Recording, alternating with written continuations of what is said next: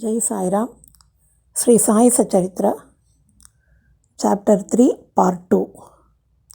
Motherly love of Sai Baba. Everybody knows how a cow loves her infant calf. Her udder is always full, and when the calf wants milk and dashes at the udder, out comes the milk in an unceasing flow. Similarly, a human mother knows the wants of her child and feeds it at her breast in time. In case of dressing and adoring the child, the mother takes particular care to see that this is well done. The child knows or cares nothing about this, but the mother's joy knows no bounds when she sees her child beautifully dressed and adorned. The love of mother is peculiar, extraordinary, and disinterested, and has no parallel. Sadgurus feel this motherly love towards their disciples. Sai Baba had the same love towards me, and I gave an instance of it below. In 1916 AD, I retired from government service.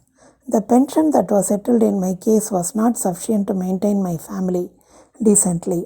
On Guru Purnima, 15th day of Ashada of the year, I went to Shirdi with other devotees. There, Mr. Anna Sahib Sinchankar, of his own accord, prayed to Baba for me as follows. Please look kindly on him. The pension he gets is quite insufficient. His family is growing. Give him some other appointment. Remove his anxiety and make him happy. Baba replied, he will get some other job, but now he should serve me and be happy. His dishes will be ever full and never be empty. He should turn all his attention towards me and avoid the company of atheists, irreligious, and wicked people. He should be meek and humble towards all and worship me heart and soul. If he does this, he will get eternal happiness. The question, who is this he whose worship is advocated, is already answered in a note on who is Sai Baba in the prologue at the beginning of this work. Rohilla's story. The story of Rohilla illustrates Sai Baba's all-embracing love. One Rohilla, tall and well-built, strong and as a bull, came to Shirdi, wearing a long kafni. He was enamored of Sai, who stayed there day and night. He used to recite in a loud and harsh tone, Kalma, that is verses from Holy Quran, and shout, Allahu Akbar. Most people of Shirdi were working in their fields by day, and when they returned in their homes at night, they were welcomed with the Rohilla's harsh cries and shouts.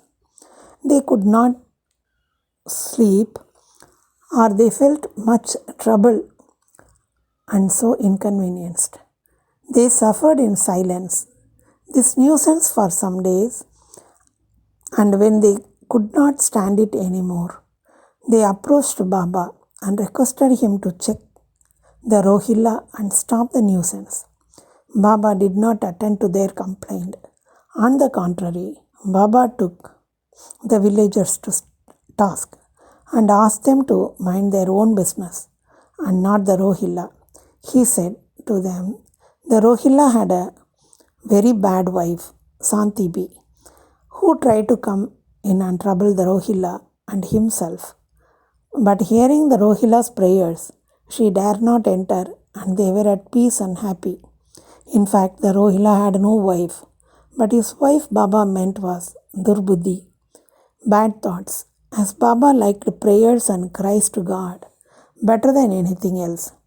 He took the side of Rohilla and asked the villagers to wait and suffer the nuisance, which could abate in due course.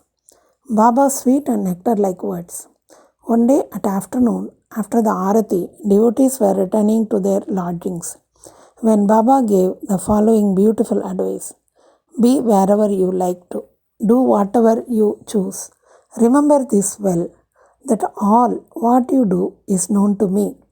I am the inner ruler of all, and seated in their hearts, I envelop all the creatures, the movable and immovable world. I am the controller and wire puller of the show of this universe. I am the mother origin of all beings, the harmony of three gunas, the propeller of all the senses, the creator, preserver, and destroyer. Nothing will harm him who turns his attention towards me, but Maya will lash or whip him who forgets me. All the insects, ants, the visible, movable, and immovable world is my body and form. Hearing these beautiful and precious words, I at once decided in my mind to serve no man henceforward, but my Guru only. But the reply of Baba to Anna Sinsanikar query, which was really of mine, that I would get some job, began to revolve in my mind, and I began to think whether it would come to happen. As further events showed, Baba's words came true, and I got a government job, but that was for a short duration. Then I became free and solely devoted myself to the service of my Guru Sai Baba.